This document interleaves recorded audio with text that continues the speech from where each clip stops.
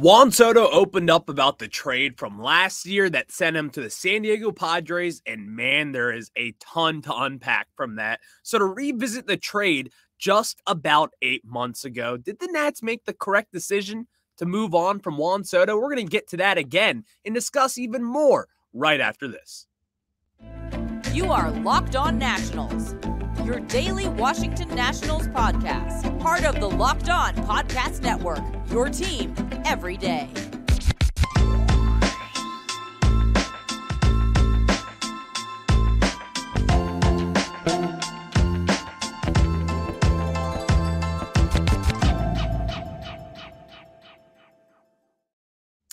And today's episode is brought to you by FanDuel Sportsbook, the official sportsbook of Locked On. Make every moment more. Visit FanDuel.com/LockedOn today to get started. And if you haven't tuned in before, my name is Ryan Clary, and I am the host of the Locked On Podcast Network, part of the I'm not the host of the Locked On Podcast Network. I'm the host of the Locked On Nationals podcast, part of the Locked On Podcast Network, where you get your team every single day. And guys, a little bit later, let's talk about this Josiah Gray start from last night, as there is a mind-blowing number as to what this offense does when Josiah Gray is on the mound. I'm going to give you that around the 10-minute mark today. But first, we are going to have to start with the Juan Soto dilemma, you could say. Not really dilemma, but you could make it one if you need to. So here's the thing. Juan Soto opened up about the trade over from the Nationals to the San Diego Padres, and Nationals fans, it brings us back to last summer, to where we're debating amongst ourselves, should we have traded away one of the game's brightest players, one of the players that are being compared to Ted Williams, one of the better hitters of all time this game has ever seen. Put it into the same sentence. That is where Juan Soto is. But here's the catch. I think a lot of people still are not happy with trading away Juan Soto. I'm going to tell you what I still think about that. I would have traded Juan Soto just like the way Mike Rizzo and the Lerners did. I stand on that hill. A lot of people may say, well, you can't trade Ted Williams. You can't trade Juan Soto. Why? We weren't winning without him. And what is the ultimate goal? Yeah, it's nice to buy a superstar's jersey in the team store. Of course, we want to have that kind of feeling to where, hey, we're a lightning rod organization. We've had Bryce Harper, Max Scherzer, Steven Strasburg, Juan Soto, Trey Turner, all these different superstars. But Juan Soto was the brightest, in my opinion. Probably the best out of all of those. Even over the two-time MVP Bryce Harper, I stand on that hill. But Juan Soto is a different conversation for some of these Nationals fans. Because you make the argument that how can you trade someone who is so good and so mature at the plate in a way that we have never seen in the last, 70 years? But the Nationals did the right thing. Here's the thing. A lot of people get on the Lerner family for making that offer and saying that it was cheap because of the AAV wasn't there. You could make that argument. That's fine. But at the end of the day, he turned down the biggest contract in MLB history. Hell, one of the biggest in sports history. Juan Soto turned that down. You can say what you want about the Lerners and whatever the way that they spend their money. I understand. I get that portion of it. But if you believe that that was a low ball offer to Juan Soto, that is insane. Insane. You cannot say that that was a low ball offer. Here's the reality of things. I don't think Juan Soto is going to be signing either way, even if they offered him $500 million. Over 15 years, whatever it may be. The highest AAV currently, right now, you were to offer him that over 15 years. Is he going to take that? I really don't think so. And a lot of people, again, will say, Ryan, that is crazy. No, it is not. Absolutely not. Because that is what Scott Boras does. He's going to take them into free agency, and when he takes them into free agency, he knows there's going to be a market for Juan Soto. All the big spenders out there, the Yankees, the Dodgers, the Red Sox, whoever it may be, they will be involved to get Juan Soto. But here's also the side that we don't really talk about with Juan Soto. And why do we not really talk about it? Well, he's not part of the Washington Nationals anymore, obviously. But Juan Soto has not been remotely close to the same hitter as he was with the Nationals. And really dating back to 2022, or 2021 rather. And here's my thing that I think a lot of people aren't taking into consideration. You remember that hitting coach, Kevin Long? The guy who was with Davey Martinez's staff? Probably the best in the game at what he does. The guy that Trey Turner, Kyle Schwarber, hell, Bryce Harper has gone to over with Philly. Do you remember him and what he does? Kevin Long also happened to throw to Juan Soto in the home run derby back in 2021. Kevin Long has not been with the Nationals since that 2021 season. He left for the Philadelphia Phillies, just like a lot of free agents have in the past with this team. And here have been Juan Soto's numbers since Kevin Long left. You consider 2022 and 2023.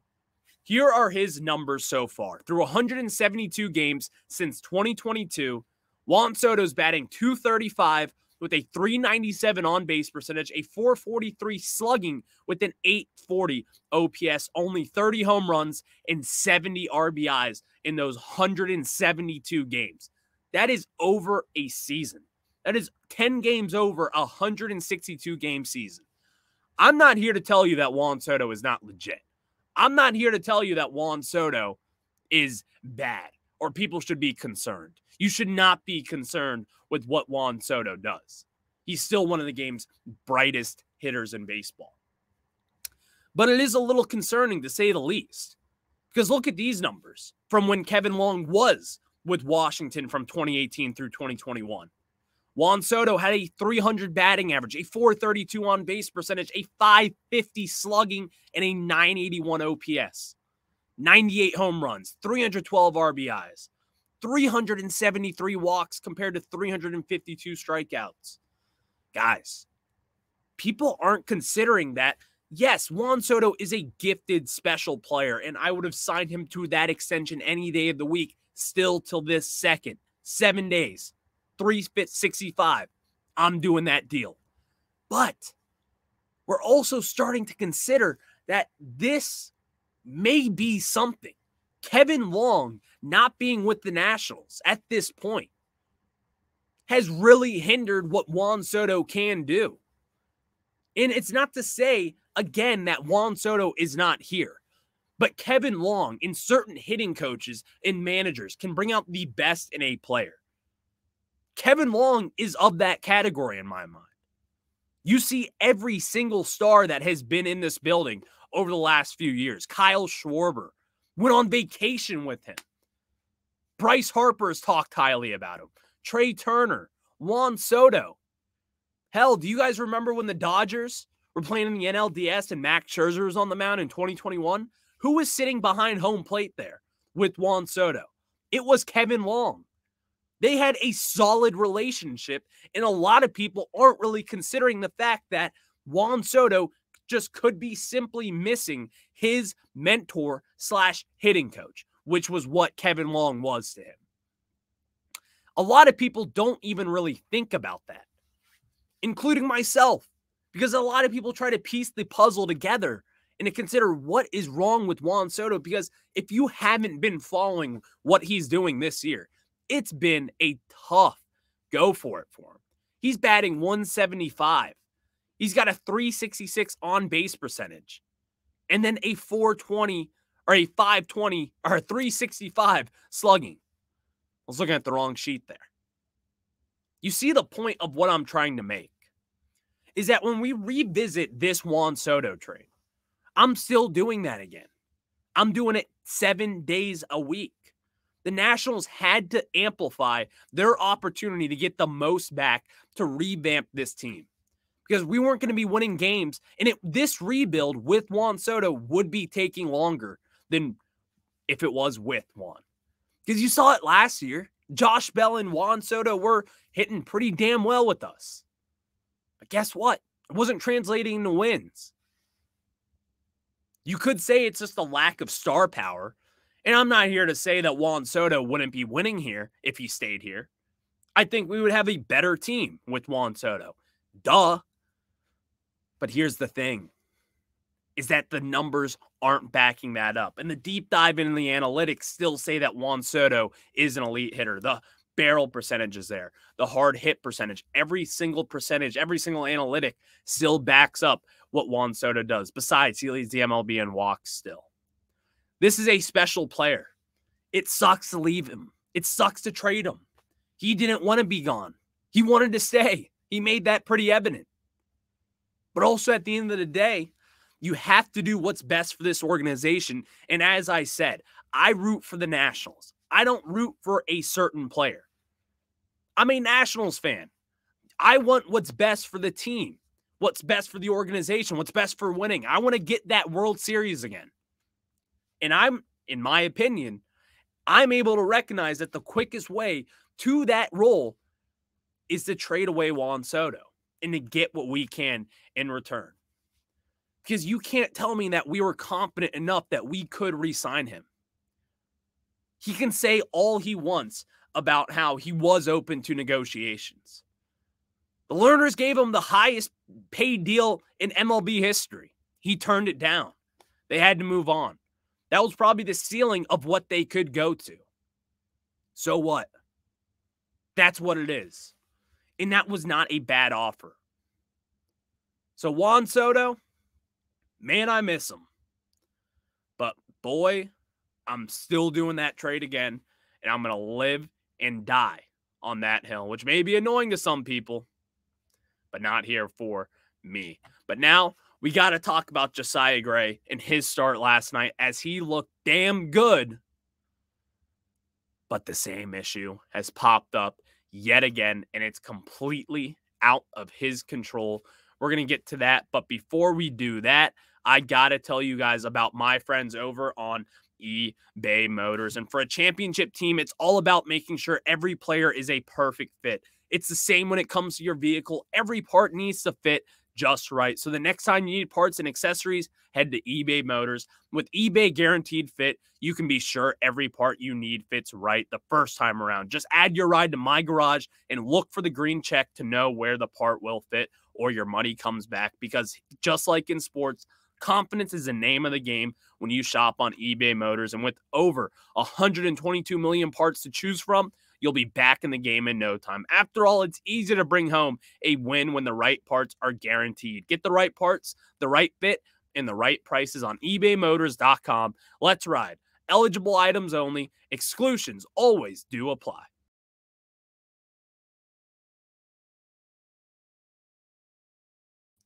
And now we get into Juan Soto and not Juan Soto, and Josiah Gray again. Jeez, it's been a tough day. We're getting into Josiah Gray, as last night, after another great pitching performance from Josiah, the Washington Nationals have scored 0 runs. And here's this stat that I said earlier today. In an inning that Josiah Gray has pitched this year, the Nationals have scored 0 runs, meaning Josiah Gray pitches that inning. The Nationals, in the other half of the inning, have not scored 1 run, while Josiah Gray has been pitching in those innings. And in games in total, they have scored 1 run through 4 starts for Josiah Gray on the mound. Josiah has done everything right. Everything. He had the one really rough start on the second game of the year. That was a tough one. But you know what hasn't been tough? The 3 starts since then. And it has been frustrating as hell, not only for the fans, but for Josiah, for everyone else involved in this. He now falls to 0-4. 0-4. And this guy has only given up 1 run in multiple starts now. Not just 1, not just 2, but 3 starts. He has pitched damn well.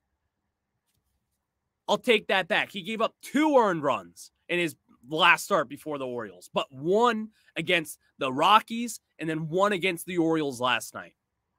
And the Nationals have only scored 1 run in 4 of his starts so far. His ERA is down to a 3.74 right now. And listen, he has been actually very solid for the Nationals so far this year, really. He gave up that 1 home run in LA last week, but since then, he's given up none. He gave up 2 on opening day, and that's been it for him. He gave up 3, actually, on opening day. That's been it for him so far. I'll take that. 2 games with no home runs allowed. That wasn't really the usual for Josiah last year. You're starting to see the improvements. You're starting to see it click for him. But the frustrating part of this is that the thing that he cannot control is what's getting in his way, and that is run support. You see guys like Clayton Kershaw, for example, or guys on good teams, really. That's where you see the run support. This Nationals team, we've talked about it all year long. All 3 weeks. This team has not been able to produce runs when it matters most. You see last night, runners on second and third, nobody out. 3 straight strikeouts. We cannot get runs across the board. And that has to do, in my opinion, with the slugging, with the power metrics, not enough extra base hits, not finding the gap. Victor Robles, bunting yesterday. Bunting with C.J. Abrams over on first. He fouls that off. A terrible sequence for not a good ball club. This is something that has to be corrected, and how can it be corrected for Josiah? He can't do a damn thing about it, I can tell you that. But when looking at it, what can come from this, I couldn't even tell you at this point. Because I can keep on saying extra base hits, more home runs, slugging, all of that fun stuff. But what does that even do? At this point, Davey Martinez is going to have to switch up the lineup at some point to try to somehow, some way maneuver runs. If that's putting Stone Garrett in the 2 spot, because he's not only is he fast, but he's got the power, as we saw again last night for him coming through. What do you do? What is the right way to do it? Do you stack the power up in the front, spread away Dominic Smith, and put him in the back half of the lineup? Joey Meneses, who knows what you're going to do with him? Because this team right now has not been able to get it done. Not even remotely close to it. So here's the thing. What this Nationals team will have to do going forward. And some people may like it. Some people may not like it. But I say you have to stick at this point with Stone Garrett. You're taking Alex Cole out of the lineup, and you're going to stick with Joey Meneses for now, for the next week, to try to utilize power and aggression at the plate. You need extra base hits. When you have C.J. Abrams on, when you have Victor Robles on, you have to find ways for those guys to score. C.J. Abrams had a hit last night. Did he score? No. Because this team has not been able to produce runs. But here's also the thing.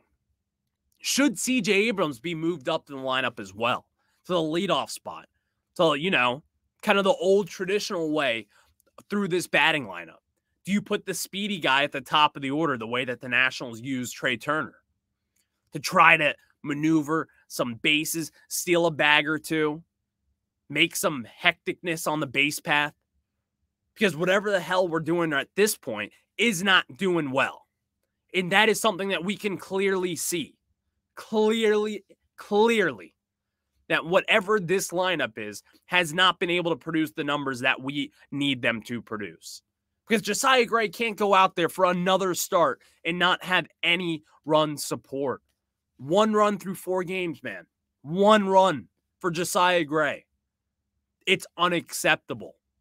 And not even to talk about the other non-Josiah Gray starts. Unacceptable. You have to figure out a way to get runners across the board and to put at least 2 runs on the board. How about that? Well, now it's time to move on to talk about another positive, just like Josiah Gray.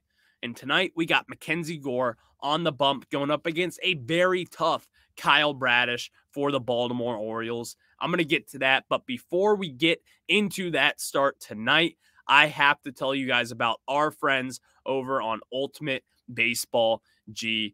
And guys, Pro Baseball GM is the coolest game I played in a long time. I've always thought I could be a great Major League GM. As it turns out, it's not that easy. I've been fired now 5 times throughout the year. I'm so addicted to this thing. I am so entrenched in trying to win a World Series and bring a title back to Washington, D.C. that I have been fired now 5 times. So see, Mike Rizzo, I understand, man. It's not that easy of a gig, and that is why I love this game, because you can find out all the ins and outs of what it's like to be a GM. You can hire your own coaching staff, fire or hire your own players. It doesn't even matter. You control your team. Locked On Nationals listeners get a 100% free boost to their franchise when using the promo Locked On in the game store. So make sure to check it out. To download the game, just visit probaseballgm.com, scan the code, or look it up on the app stores. That's probaseballgm.com. Ultimate Baseball GM. Start your dynasty today.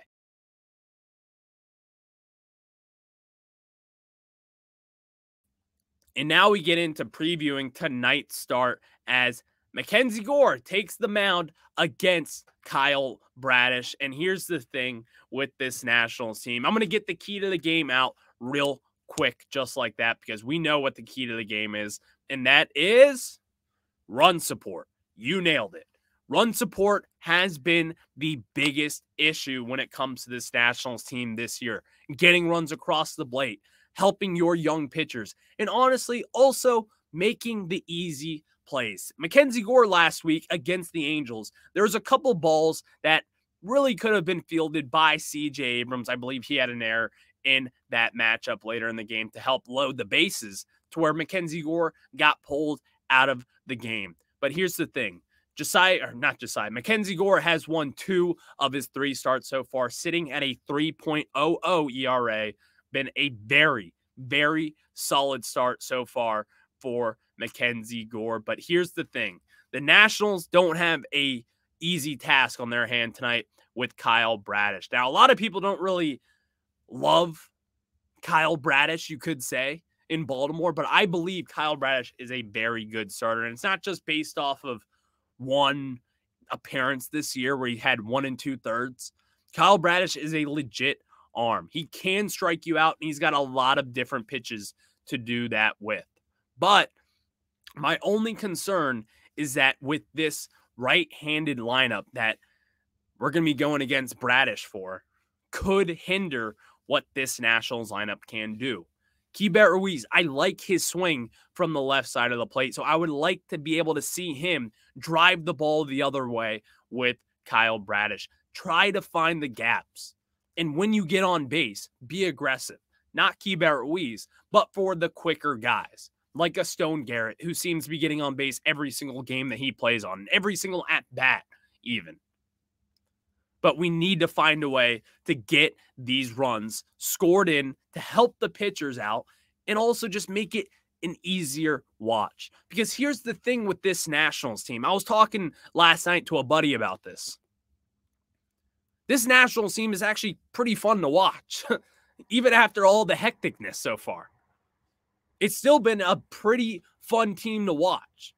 And that part is a little exciting considering the fact that we just need a tad bit of excitement for this team. Just give me something. Dangle that carrot in front of my head, and I'll take that and run with it. So the keys for tonight, run support. It's as simple as that. Mackenzie Gore, he's got to do his thing, obviously. We have to hit Kyle Bradish, but more importantly, we have to score runs and score early and often. Repeat it with me. Early and often. That's my keys to the game. So thanks for making Locked On Nationals your first listen every day.